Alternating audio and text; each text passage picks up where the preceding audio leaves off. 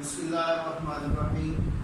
Today is Friday, 26th of June 2020, and we are going to start our topic, the last topic of our chapter number 6, the economic efficiency and the market failure. So now we are going to start what is meant by the cost benefit analysis. What is cost benefit analysis? So actually cost benefit analysis, it is a framework. What it is? It is a framework in which the government will be deciding about the mega projects. What types of mega projects?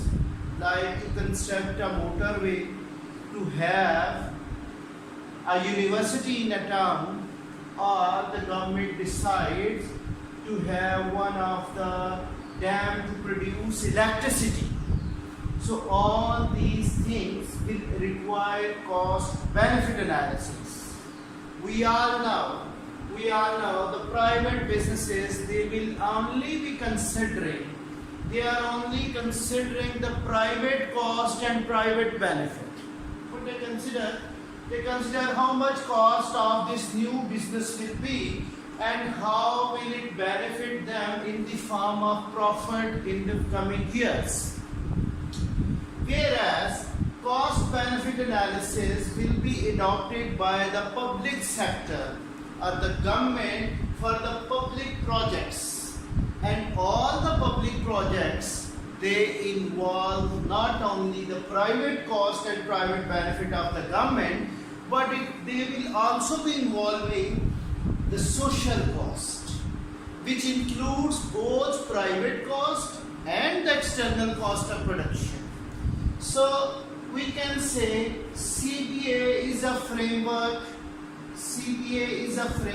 or a technique adopted by the public sector or the government of a country to decide whether to start a project or it is going to reject it.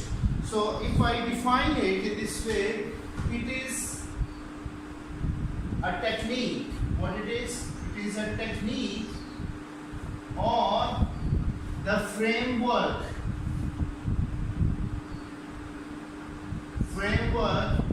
in which the government will decide about the mega projects.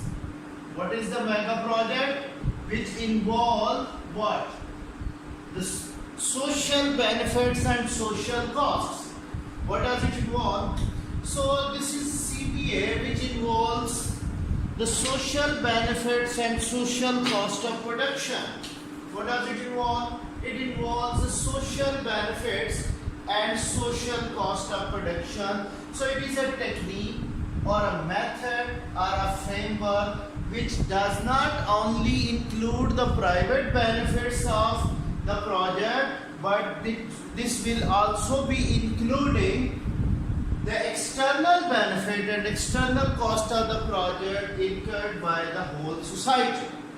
So we know this thing that this project will be involving all types of total social benefits and total social cost.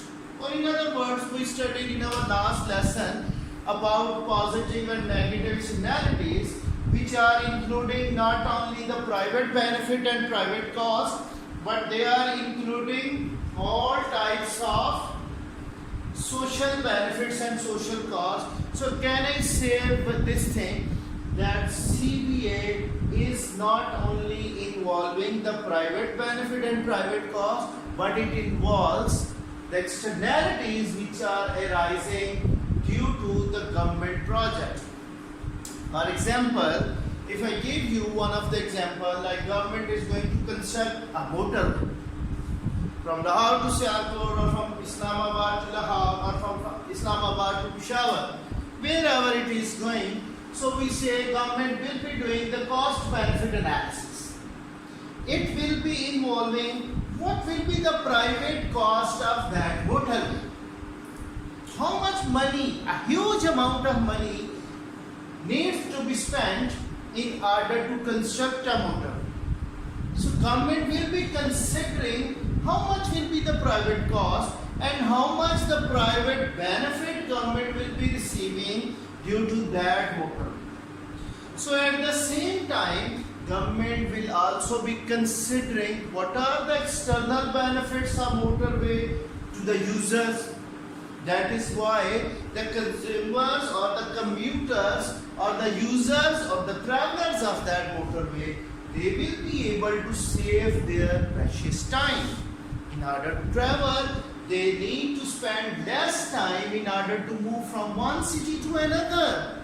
So time value of money will increase for the commuters, and at the same time there will be less accidents on the roadside whenever they are moving from motorway to move to another city. So we say the motorway is involving the externalities in the form of less traveling time and less maintenance cost for their vehicles. So these are the externalities, positive externalities, which will be enjoyed by the commuters other than the government spending on that project, other than the government private benefit of that project. So commuters are enjoying the externality, the positive externality, or in other words I can say the consumer surplus will be increasing due to that project. So if I say this could be the external benefit of this motorway which will be enjoyed by the consumer. So on the other hand, we can also say there can be the external cost of that motorway. What is that? During the construction of that motorway, some of the private firms will be having the loss in output due to the construction of motorway, because their road is blocked in order to get the transportation of raw material and output. So there can be the loss in profit of some of the private firms due to the construction of that motorway. Or we can say when motorway is being constructed, we are also losing some of the agricultural output. That can be the opportunity cost as well, or the external cost of that motorway, that we are getting the project of motorway along with some external cost. So the CBA, cost benefit analysis, is not only including the private benefit of the government and the private cost of the government. Along with them, the private cost and private benefits, it also includes the external benefits and external costs. What did I say?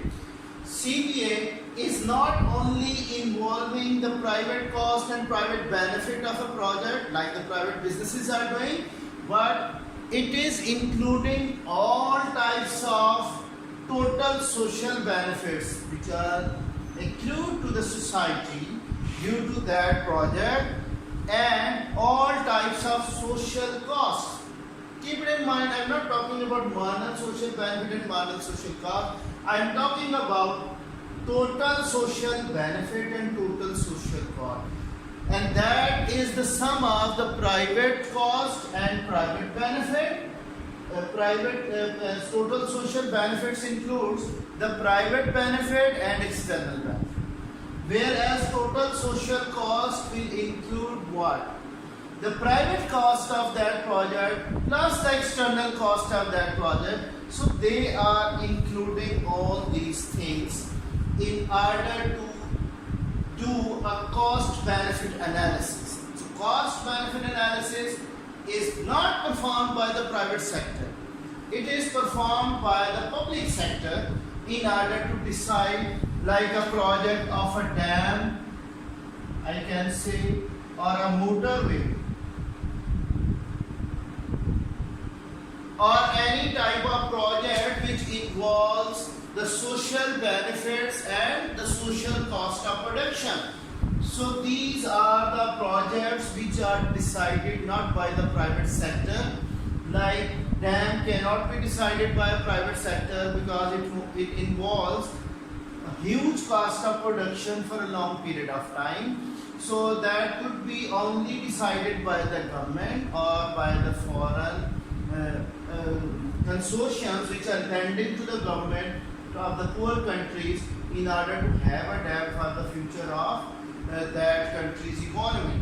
So motorways can also be constructed by the government. They are involving any project which is involving the total social benefit and total social cost. It needs to be considered, and it involves what CBA. So it is a framework, it is a technique which is including the total social benefit and total social cost, and government will be using it if government is going to start this project or reject it. How will government decide it? If the total social benefit they are greater than total social cost, like all the benefits enjoyed by the society and the government, they are going to be higher than the total social cost of that society. So then government will go for this project. And if the total social benefits they are lower than the total social cost, like we say the cost which is the external cost that is exceeding the private cost also, and at the same time when it is measured the total social cost of the project would be the higher than the total social benefits. So in that case government will reject the project. What government will do? It will reject the project if all the total social benefits they are lower than the total social cost. Alright, now I am moving towards the steps which are involved in order to construct, in order to analyze the total social benefits and total social cost of any mega project. So what are the steps which are involved? There can be the 4 steps. How many steps are there? There can be the 4 steps of CBA. First step will be identification. What it is? The identification of all the benefits.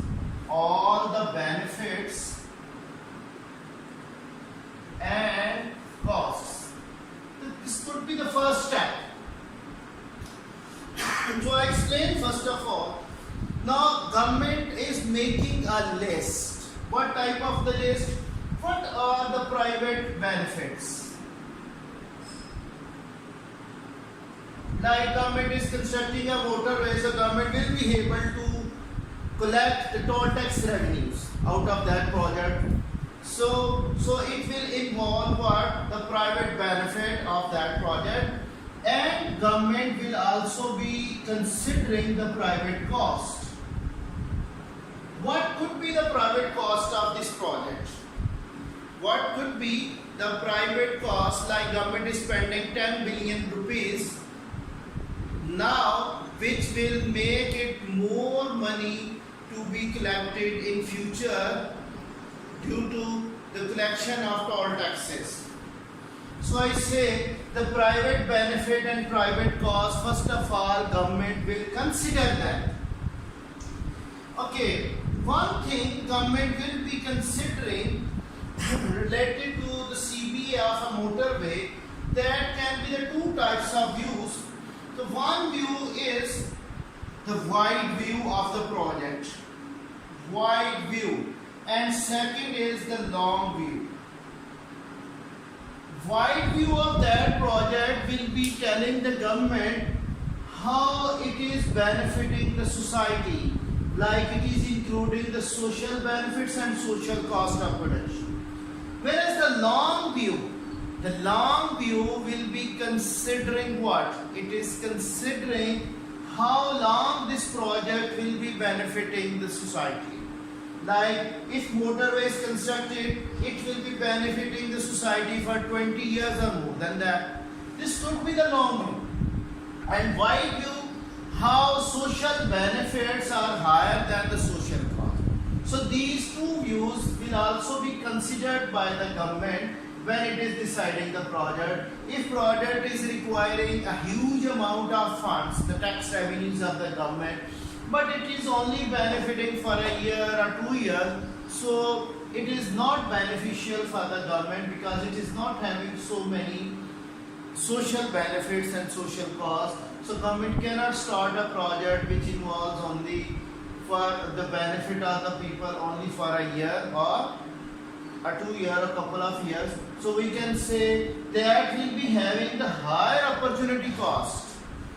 When government is starting a very small project which is involving huge amount of money, so it also involves what? The opportunity cost. Other projects which are going to be sacrificed for the sake of this project.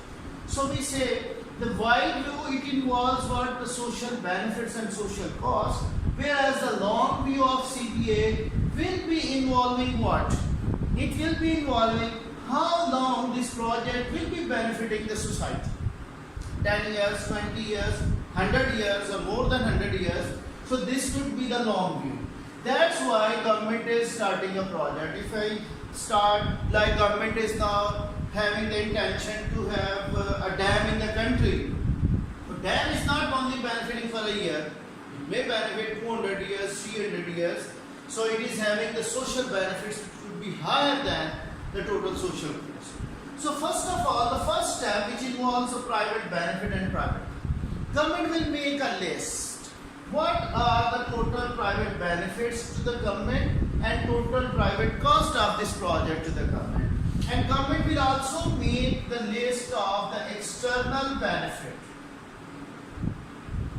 External benefit and external cost. This would be the first step.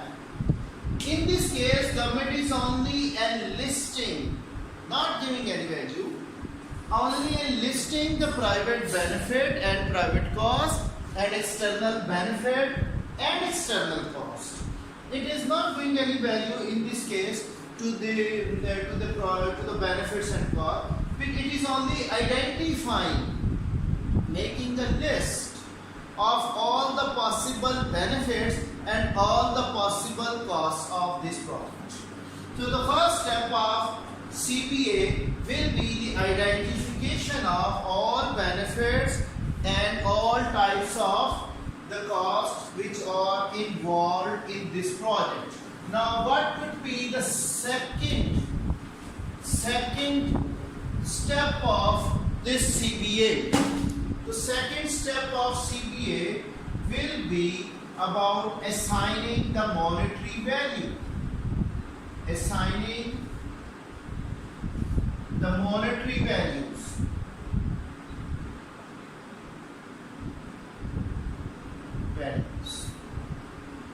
Can you say the private benefit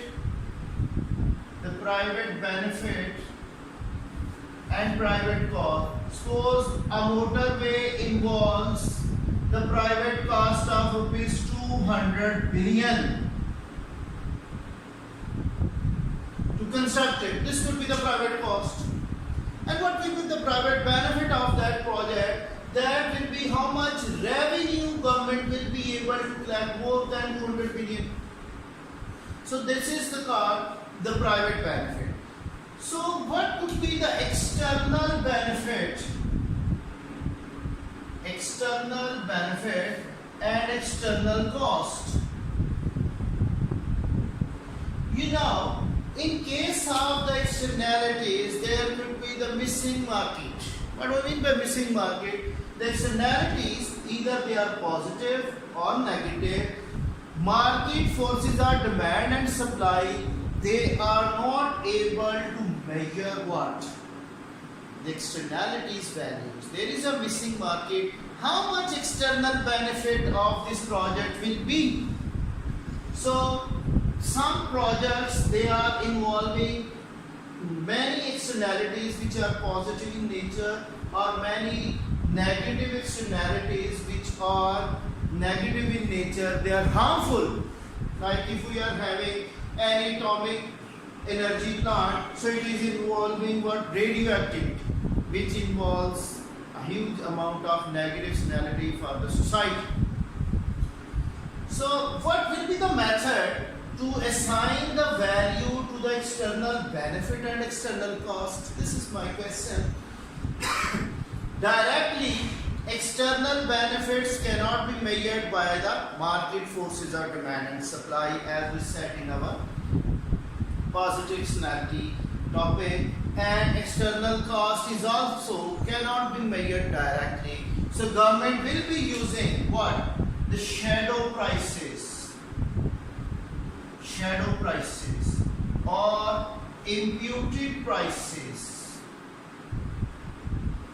What do you mean by shadow prices? Shadow prices means if external benefit is there, how much, like in case of motorway, how much commuters are enjoying the consumer surplus in the form of less traveling time or the maintenance cost.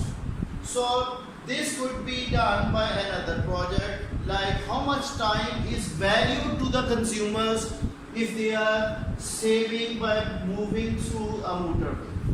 So within that time, if they are able to earn some money or more money, that could be the value of the time they have saved by traveling that motorway.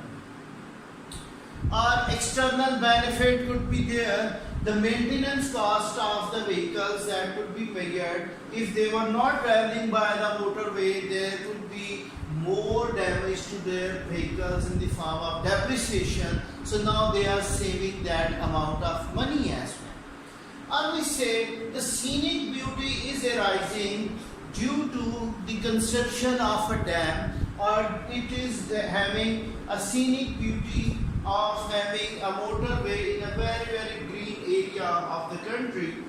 So that would be the external benefit. How much money will be required to have that beauty? That would be the external benefit. So it can be measured through the shadow prices by another project, like which is not directly measured by the market forces or demand and supply. The same is the case external cost. If it involves pollution, we can also write another external benefit of motorway, less of accidental deaths. How much is the value of human life in a country? That depends how much professional a person is in that society. So that could also be the external benefit. We can save some of the lives or more of the lives due to the construction of motorway. It is having less accidental deaths. So what could be the external cost? There can be pollution involved. We are having some types of cutting of trees, deforestations in order to have what? A motorway. Or we are sacrificing the agricultural output for the sake of our motorway. So external cost, sometimes it is not measured by the market forces of demand and supply, like pollution. How much will be the value of that pollution which is arising due to a motorway? Like more vehicles are now moving by that motorway. So we can say how much is the cleaning cost? How much money will be required to clean the atmosphere? That could be the external cost of that motorway. If it requires 100 billion rupees annually to clean the environment for the society, so that would be the external cost. So I said assigning the monetary value to each benefit, either it is private or it is going to be the external one. It is the second step of CBA. So private benefits, they could be measured in terms of money, private cost could be measured in terms of money. But external cost and external benefits, they require the measurement by another project which is called the shadow prices or imputed prices. So in case of this measurement, government is giving value to each benefit and cost in this step.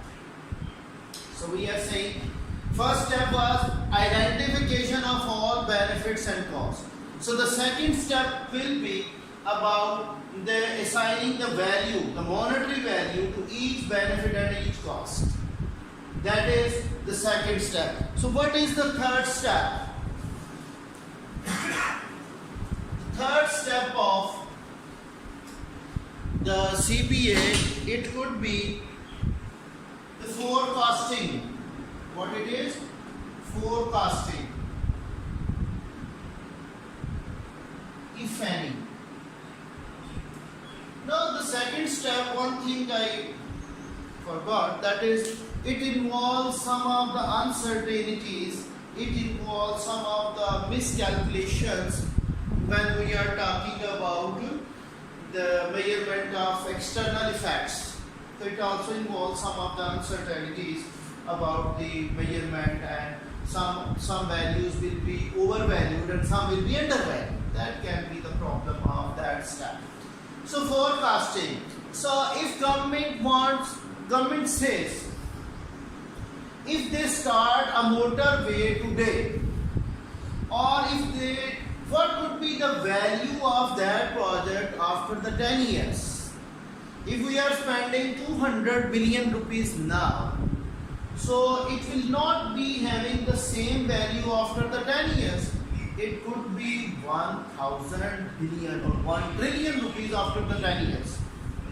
So right now, government is forecasting that in future they will be spending 1 trillion rupees to have the same project. So now it is having a discounted value in the form of 200 billion to spend.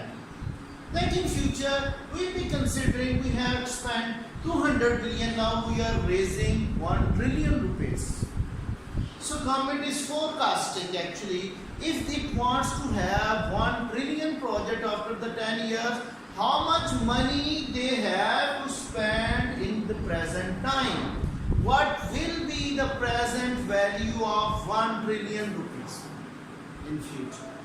So if in future government wants to have 1 trillion rupees, how much it needs to spend in present time? So here we say government is discounting that factor value. How it is discounting? By using the rate of interest. If 1 trillion rupees needs to be spent after the 10 years, how much it needs to spend in the present time? If rate of interest is 10% or 11% or 12%, whatever it is, so government is forecasting. So discounting the future value at the present time will be the forecasting method of the government. Government is using many statistical methods in order to have the forecasting of the project, how much it will be benefiting in the future if we are spending right now 200 billion. If government is spending 10 trillion rupees to construct a dam, how much it will be benefiting in future? So that could be the forecasting. If it is there, government is doing that by using the discounting factor or the statistical methods which are adopted to forecast the future value or the present value of the future value. So this is the forecasting. Now the fourth step, it could be the fourth step of CPA, that is the decision making. The last step, which is involving all the previous steps. So if, I said it earlier, if total social benefit could be higher than the total social cost of the project, then government will start this project. What is the decision? When all the total social benefits, they are higher than the total social cost of the project, so we can say government is going to start this project because it is beneficial as a result to the whole society.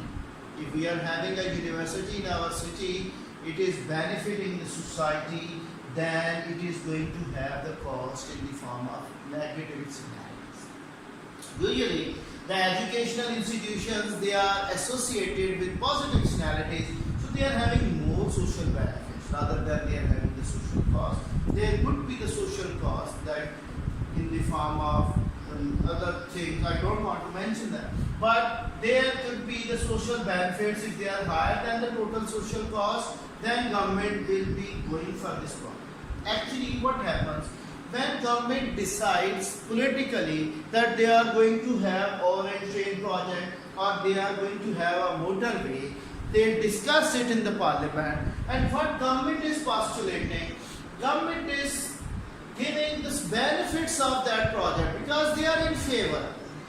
And what the opposition parties are saying, they are raising the social cost. And what the other cost of production which are involved in this project or the opportunity cost of that project is also considered by the opposition parties.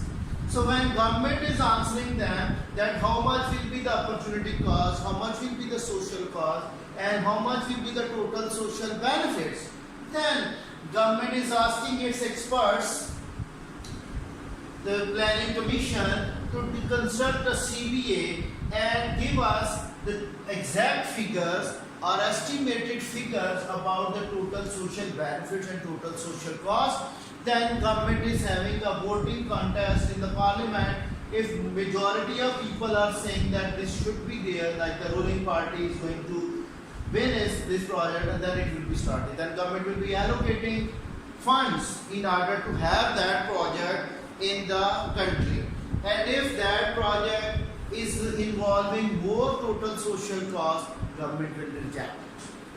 I think this would be the analysis of the whole CBA. CBA involves what? The framework which involves all the total social benefits and all the total social cost due to the decision making process of the government, whether it is going to start the project or it is going to reject it. That is the apparatus, that is the framework, that is the technique adopted by the government bodies to decide about the mega projects. So it involves 4 steps. One is that identification of all types of benefits and costs, and in second step, how government will be assigning the values to each benefit and cost. And the third step, the forecasting, and fourth will be the decision making. So, do you think CBA is always having the desirable outcomes? Sometimes, or most of the times, it is not having all the desirable outcomes. The one thing which I say, which is a very famous concept in economics, that is about the opportunity cost. If government is starting a motorway, it is involving the opportunity cost. Many other projects would be sacrificed. So, if opportunity cost is high, our CBA is not giving us a good result because we had sacrificed the important projects which are having more social benefits than this project. Another objection on CBA could be that the inflation is not accurately measured for the running or the construction of this project. If alongside the construction of this project, prices are increasing more than estimated value, so it will increase the cost of that project as well. So inflation is not actually forecasted in a right way, or sometimes we say the shadow prices government is involving, government is bearing. There could be the overvaluation of the positive externalities, or there could be the undervaluation of the negative externalities. The shadow prices are also involving uncertainties. It is having a problem in order to measure the exact value of positive externalities and negative externalities. And government is also doing the projects for the political gains, like they want to win the upcoming election. That's why they are having orange train project, or they are going to have motorway, or they are going to have other public sector projects, because they are involving their political incentives. So politically, they are gaining by having these types of mega projects. So we say the steps which are involved, they are right enough, but CBA is not always giving us the desirable outcomes, because of the problems I said it, because we say there could be a question, discuss whether CBA always produces the desirable outcomes.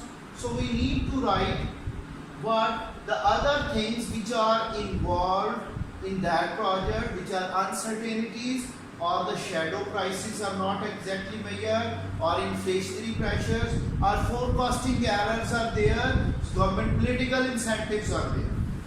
So in that way, we cannot say CBA is giving us the right method to decide, because it also involves some of the things which make it dubious or uncertain about the projects. That's why whenever there are debates, so the opponents, they are raising more of the social cost of that, whereas the government bodies, they are saying about the total social benefits, and politically they are gaining because of those problems.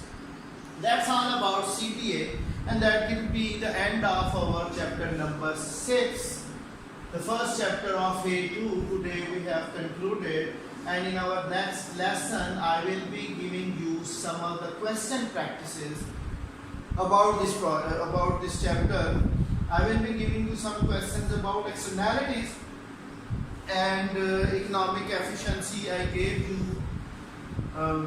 before Eid or after Eid, I don't remember, but none of you has submitted any type of assignment.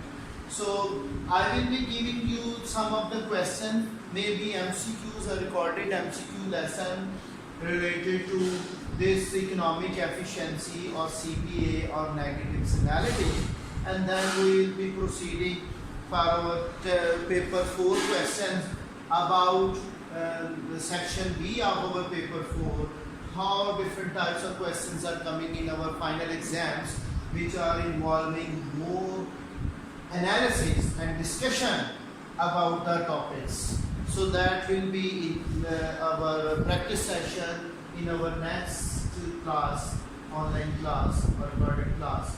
So that's all for today. I hope you will be able to understand the CBA or cost benefit analysis, how government is using it, how much it is beneficial for the decision making process of the government, and at the same time how decisions are made and how they could be challenged by the opposition parties or by the different experts, those who are analyzing the government projects. That's all for today. Hope for the best and come prepared for the questions in our next session. Thank you very much. Allah Hafiz.